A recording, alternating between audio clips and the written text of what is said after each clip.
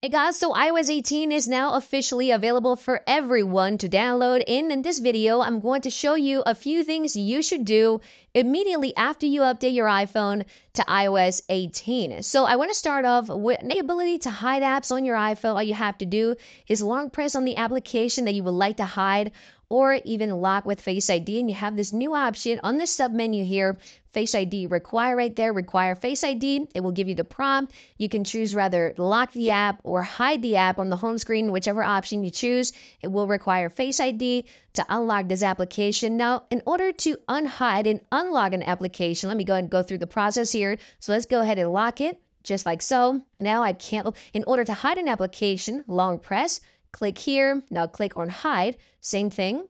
Face ID, it'll give you a brief description right there, so it will obscure the ID. So yeah, you can now lock apps and hide apps in iOS 18, so that's a welcome change. Now there's also some nice updates to Control Center. I recommend everyone to take a look at Control Center and customize it however you want.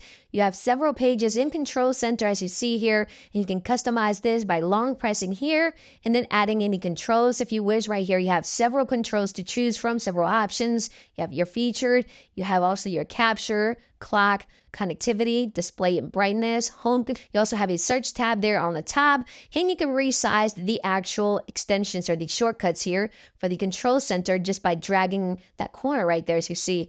In order to customize Control Center, obviously you can move elements around. Make sure to take a look at the new lock screen customization. As you see here, I now have the actual flash on the lock screen here. You can go ahead and long press, customize, go into the lock screen options, and now you can replace these options for whatever it is that you want. Again, you have a drawer here with a search tab, featured, capture, clock, connectivity, home. I mean, a lot of new options available here. So let me go ahead and choose the silent mode option. And now you can go ahead and customize that lock screen. And there you guys have it. Just a quick update of a few things you should do immediately after you update from new features. And I'll see you guys on the next one.